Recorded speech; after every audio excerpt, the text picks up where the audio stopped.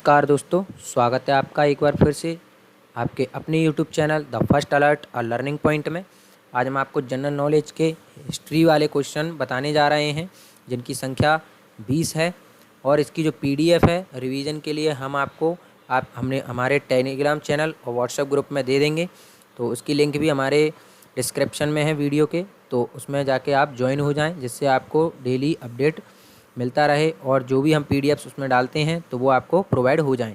तो ये जो क्वेश्चन हैं एमपी पुलिस में आ चुके हैं, इसमें से जो कई सारे क्वेश्चंस हैं और कुछ क्वेश्चनों की आने की संभावना है। तो आप वीडियो के अंत तक बने रहें और वीडियो आपको पसंद आए तो लाइक करें, और चैनल पर आप पहली बार वीडियो देख रहे हैं तो चैनल को सब्सक्राइब कर लें, जिससे आपको ऐसी ही अच्छी अच्छी वीडियोज़ मिलती रहेंगी और आपकी एमपी पुलिस की तैयारी अच्छी रहेगी।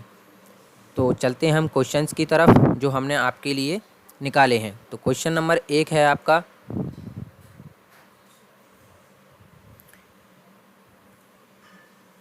नवाब सिराजुद्दौला एवं ईस्ट इंडिया कंपनी के बीच संघर्ष का प्रमुख कारण क्या था। तो यहाँ पर पूछा गया है नवाब सिराजुद्दौला और ईस्ट इंडिया कंपनी के बीच जो संघर्ष हुआ था वो किस कारण हुआ था। तो अंग्रेज़ों ने यहाँ पर जो ऑप्शन दिए हैं हमने, तो ये फर्स्ट क्वेश्चन आंसर है इसका। अंग्रेज़ों ने सिराजुद्दौला के राज्य आहरण का विरोध किया।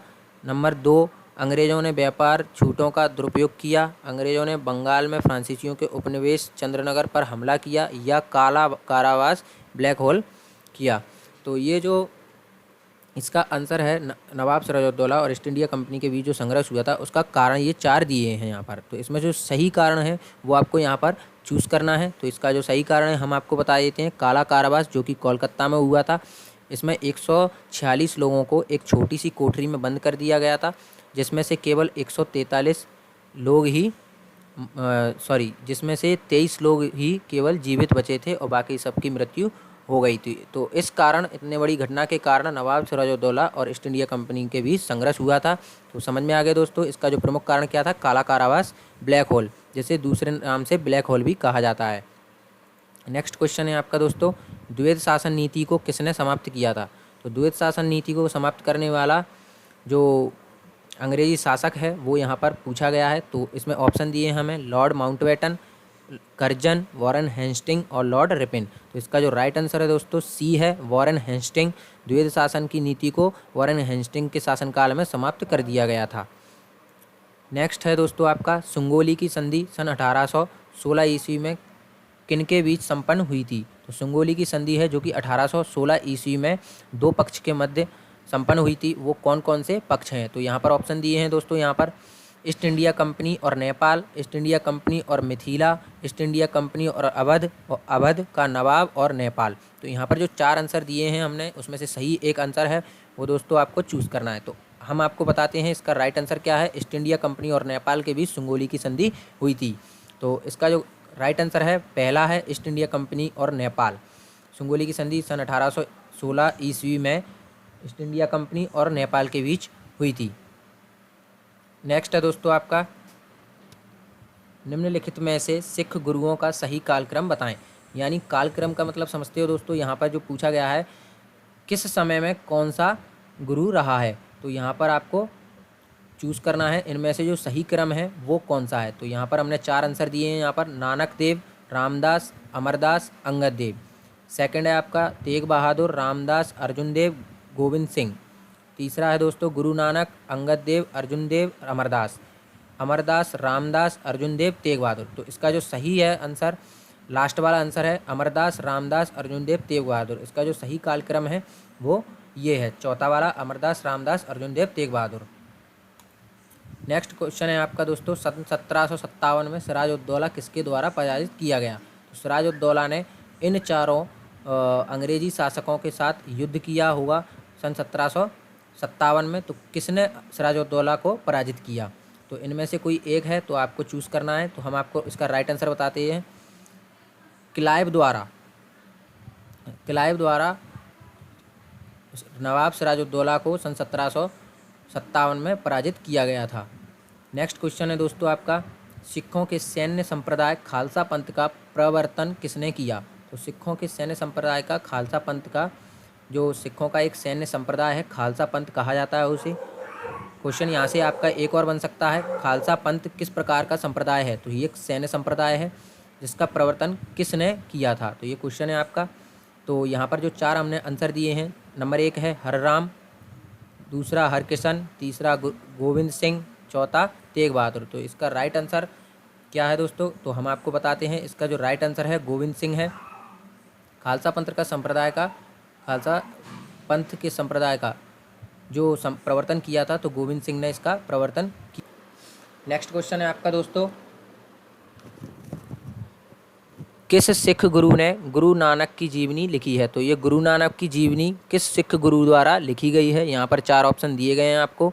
गुरु अंगद देव ने, गुरु अमरदास ने, गुरु रामदास ने, गुरु अर्जुन देव ने। तो ये जो क्वेश्चन है दोस्तों, ये पुस्तकों से भी रिलेटेड क्वेश्चन आ जाता है और इतिहास से भी रिलेटेड ये क्वेश्चन माना जाता है।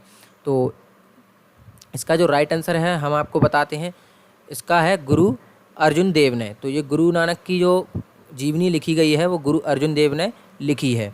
नेक्स्ट क्वेश्चन है दोस्तों आपका, तीसरे आंग्ल मैसूर युद्ध को रोकने के लिए टीपू सुल्तान ने अंग्रेज़ों के साथ कौन सी संधि की थी? तो जब तीसरा आंग्ल मैसूर युद्ध हुआ था तो टीपू सुल्तान ने अंग्रेज़ों के साथ एक संधि की थी। तो वो कौन सी संधि थी ये पूछा गया है। किस के लिए संधि की थी? तीसरे आंग्ल मैसूर युद्ध को रोकने के लिए इस संधि को किया गया था। तो किसके साथ किया गया था? अंग्रेज़ों के साथ किया गया था। और किस संधि को किया गया था ये यहाँ पर पूछा गया है। तो इसका आंसर है, हम आपको बताते हैं, ये 4 ऑप्शन दिए हैं, मंगलौर की संधि, श्रीरंगपट्टनम की संधि, मैसूर की संधि और विदनूर की संधि। तो यहाँ पर जो इसका राइट आंसर है वो श्रीरंगपट्टनम की संधि है, यानी इसका बी आंसर राइट आंसर है। तीसरे आंग्ल मैसूर युद्ध को रोकने के लिए टीपू सुल्तान ने अंग्रेज़ों के साथ श्रीरंगपट्टनम की संधि की थी। नेक्स्ट क्वेश्चन है आपका, बक्सर के युद्ध सन 1764 में अंग्रेजी सेना का नेतृत्व करने वाला कौन था? तो जब बक्सर का युद्ध हुआ था जिसमें अंग्रेजी सेना का नेतृत्व किस अंग्रेज ने किया था, यहाँ पर पूछा गया है। तो ये आपका 4 ऑप्शन दिए गए हैं आपको, रॉबर्ट क्लाइव ने, वॉरेन हेस्टिंग ने, हेक्टर मुनरो ने, चार्ल्स आयर कूट ने। तो इसका जो राइट आंसर है, बक्सर के युद्ध में सन 1764 में अंग्रेजी सेना का नेतृत्व हेक्टर मुनरो द्वारा किया गया था। तो इसका सी जो आंसर है राइट आंसर है। नेक्स्ट क्वेश्चन है आपका, काल कोठरी यानी ब्लैक होल की घटना जिसमें 146 में से 143 लोग एक छोटी कोठरी में बंद कर दिए जाने के कारण मर गए थे, कहाँ घटी थी? तो हम आपको ये क्वेश्चन पहले भी बता चुके हैं, क्वेश्चन नंबर 3 में या 4 में।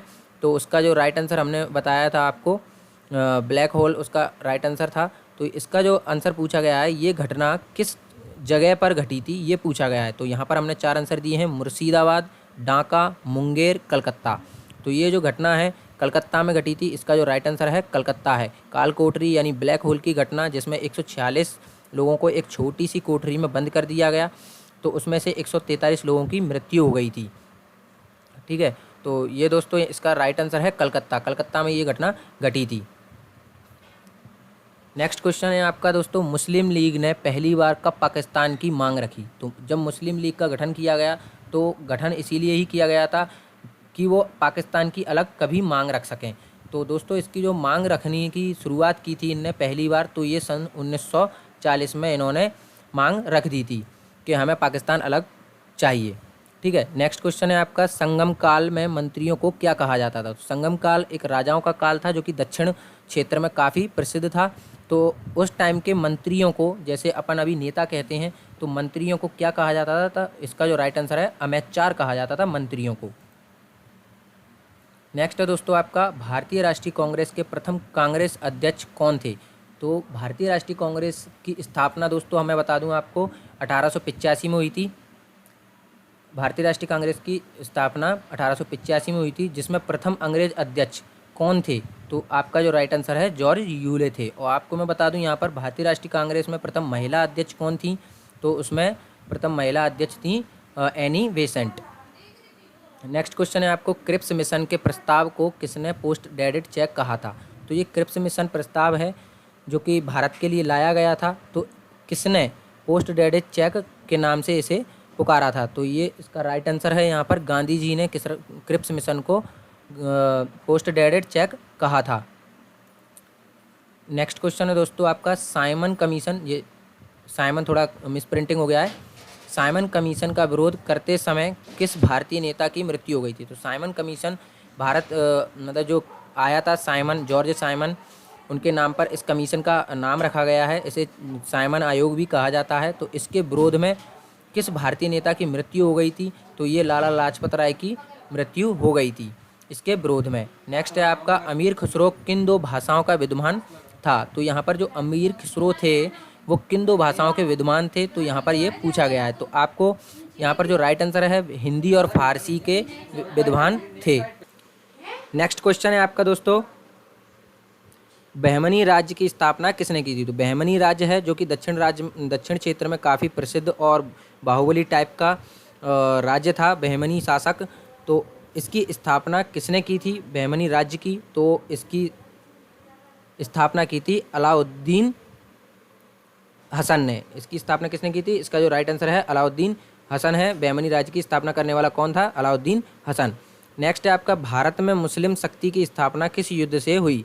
तो भारत में जब मुस्लिम शक्ति का प्रचार प्रसार होना स्टार्ट हुआ तो ये तो काफ़ी टाइम बाद हुआ, लेकिन उससे पहले मुस्लिम शक्ति बहुत ही प्रचलित हो गई थी। तो वो किस युद्ध के बाद हुई थी?